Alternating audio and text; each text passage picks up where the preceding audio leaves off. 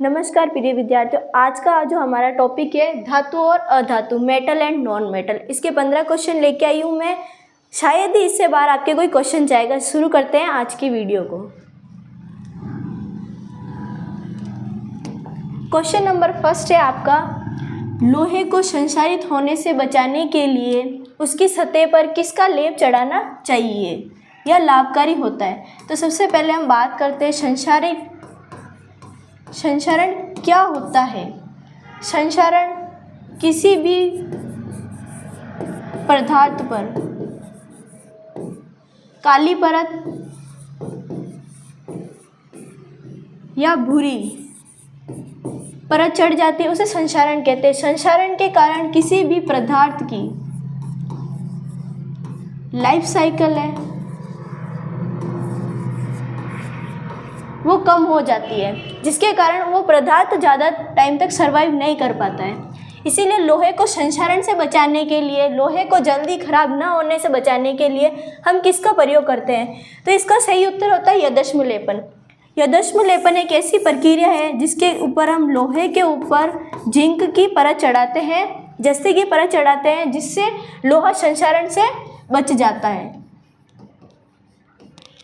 तो हमारा first question बोल रहा है कि संक्षारित होने से बचाने के लिए हम किसकी परत चढ़ाएंगे, तो यद्यश्म लेपन द्वारा जिंक की परत चढ़ाएंगे। आपका क्वेश्चन नंबर सेकंड आता है, हीरा और ग्रेफाइट में से कौन विद्युत का सुचालक है। एक आता है विद्युत, एक आता है ऊष्मा। दोनों के ही सुचालक हम पढ़ते हैं।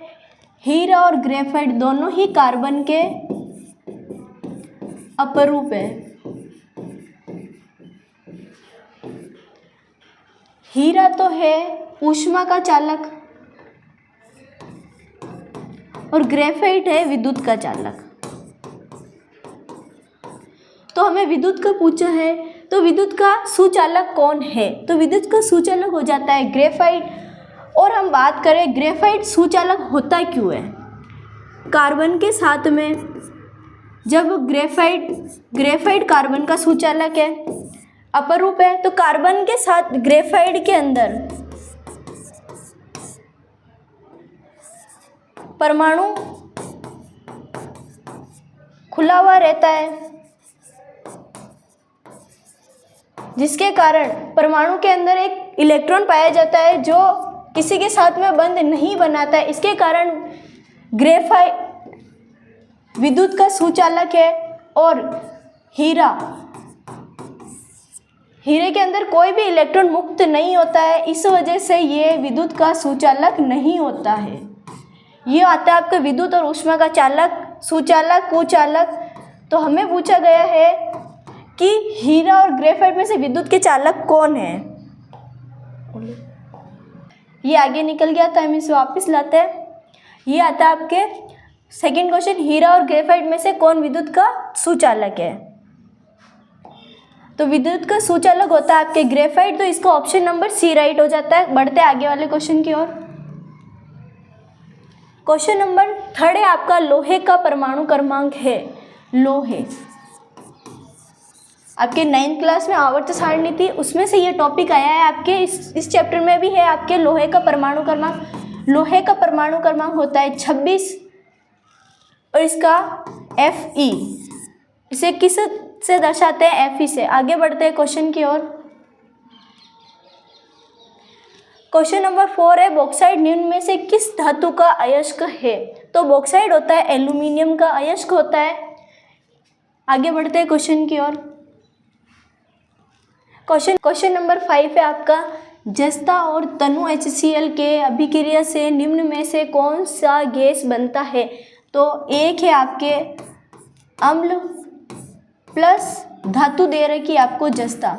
जब भी हम अम्ल व धातु की अभिक्रिया करवाते हैं तो H2 गैस का निष्कासन होता है।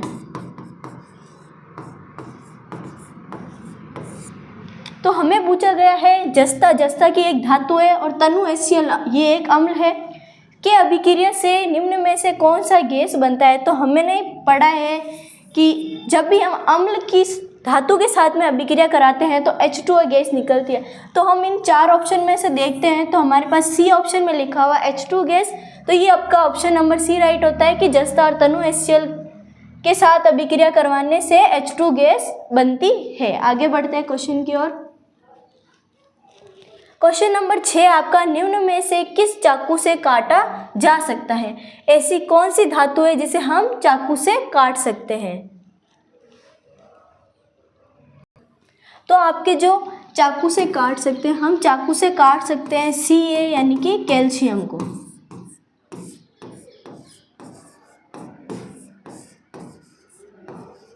कैल्शियम धातु को हम चाकू से काट सकते हैं। लिथियम का परमाणु क्रमांक Li, कॉपर का Cu और आयरन का होता है Fe।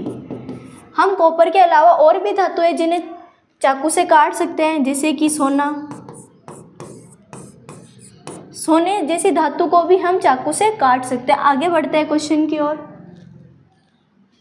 क्वेश्चन नंबर 7 है आपका निम्न में से आयनिक यौगिक है। तो सबसे पहले बात करते हैं कि आयनिक यौगिक क्या होते हैं। जब हम धातु प्लस अधातु दोनों की अभिक्रिया से जो भी पदार्थ बनता है उसके अंदर आयनिक यौगिक होते हैं।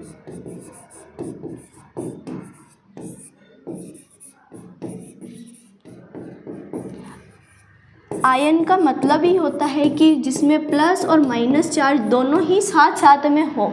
तो हम इनमें देखेंगे इसमें प्लस और माइनस चार्ज दोनों साथ साथ में कहाँ है।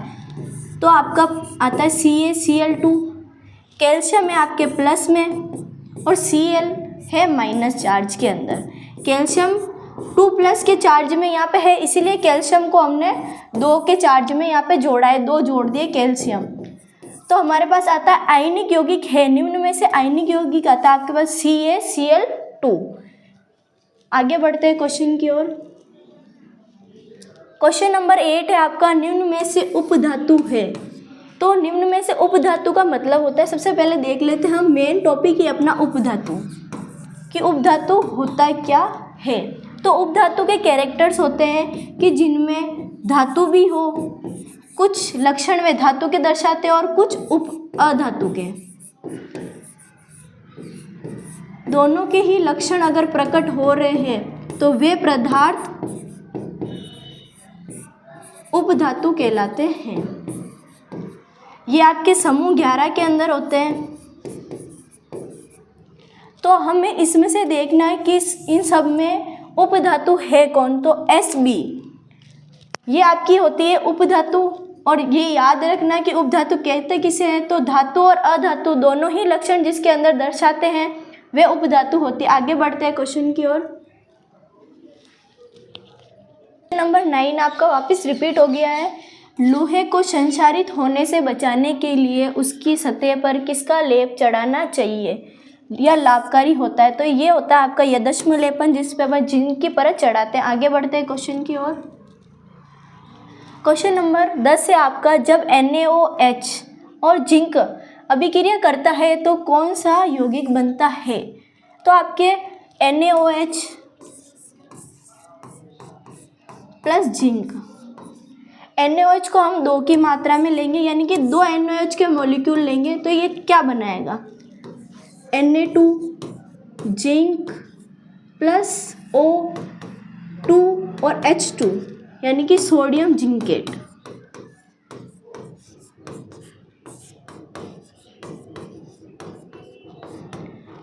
जब भी हम NaOH और जिंक की अभिक्रिया करवाते हैं तो हमारे पास सोडियम जिंकेट बनता है। तो हमें ये वाला पदार्थ देखना है कि ये हमें इन चारों ऑप्शन में कहाँ मिलता है। तो NaO ये हमारे मिस्टेक है, प्रिंट मिस्टेक, Na2ZnO2। तो हमें पहला ही ऑप्शन मिल जाता है Na2ZnO2 जो हमारा इसका नाम होता है सोडियम जिंकेट। तो जब भी हम NaOH के जिंक के साथ में अभिक्रिया करवाते हैं तो हमें सोडियम जिंकेट मिलता है और ये आपके ऑप्शन नंबर ए में है। आगे बढ़ते हैं क्वेश्चन की ओर। क्वेश्चन नंबर 11 आपका एल्यूमिनियम के एक अयस्क का नाम लिखिए और सूत्र लिखिए। तो एल्यूमिनियम का अयस्क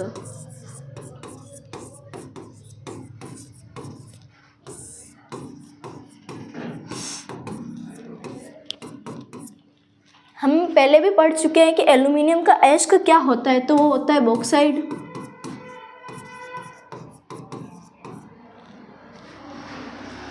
एल्यूमिनियम का अयस्क होता है बॉक्साइड। इसका सूत्र पूछा गया आपको, तो इसका सूत्र होता है Al2O2.2H2O। ये होता है आपका बॉक्साइड का सूत्र। आगे बढ़ते हैं क्वेश्चन की ओर। क्वेश्चन नंबर 12 है आपका, 3 धातुओं के नाम लिखिए जिनसे सिक्के बनाए जाते हैं। तो आप देखते होंगे कि हमारे घर में सोने चांदी के सिक्के, तांबे के सिक्के मिलते हैं हमें, तो हमें वही लिखना है कि इनमें कौन कौन से सिक्के होते हैं। तो 3 लिखेंगे हम, सोना, चांदी और कॉपर। ये 3 सिक्के हमें मिलते हैं। इन्हें सिक्के धातु भी कहते हैं। ऐसे ना पूछे कि जिन सिक्के बनाए जाते हैं और पूछ रहे कौन कौन से सिक्के धातु है, तो आपको उनमें भी इन तीनों का नाम लिखना है, सोना, चांदी और कॉपर। आगे बढ़ते हैं क्वेश्चन की ओर। क्वेश्चन नंबर 13 आपका आता है, धात्विक चमक क्या है। धात्विक चमक, जिन धातुओं में चमक पाई जाती है उन्हें धात्विक चमक कहते हैं।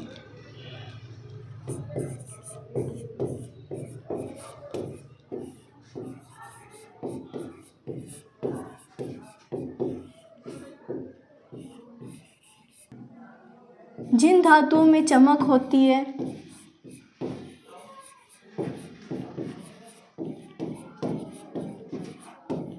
उन्हें धात्विक चमक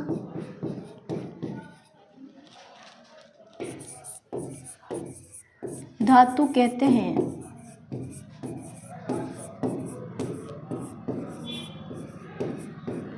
आगे बढ़ते हैं क्वेश्चन की ओर। क्वेश्चन नंबर 14 है, किसी धातु की आघात वर्धनीयता अधिकतम है। ऐसा कौन सी धातु है जिसकी आघात वर्धनीयता सबसे ज़्यादा होती है। तो आघात वर्धनीयता देखते हैं कि ये होती क्या है।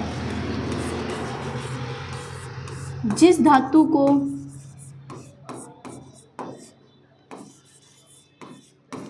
पीटकर लंबी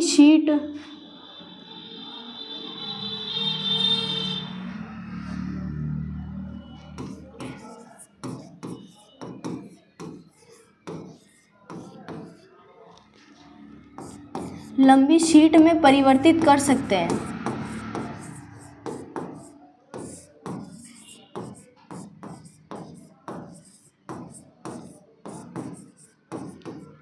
उन धातु में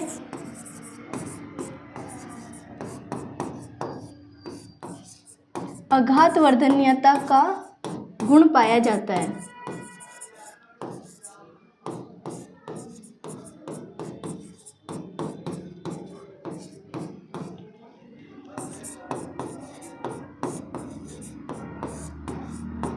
हमें पूछा गया वे कौन सी धातु है जिसमें आघात वर्धनीयता पाई जाती है। तो सबसे ज़्यादा आघात वर्धनीयता सोने में पाई जाती है। सोने की अगर हम उसे बड़ा करें तो 0.0025 mm लंबी शीट में परिवर्तित हो जाती है। तो सबसे ज़्यादा जो धातु है, सबसे ज़्यादा आघात वर्धनीयता सोने में पाई जाती है। बढ़ते आगे की क्वेश्चन की ओर। क्वेश्चन नंबर 15, ये हमारा लास्ट क्वेश्चन है। हथेली पर रखने पर पिघलने वाली धातुओं के नाम बताइए। हथेली पर रखने पर पिघलने वाली धातुओं के नाम। तो आपका जो हाथों पर रखने पर गैलियम धातु पिघल जाती है। इसका गलनांक बहुत कम होता है।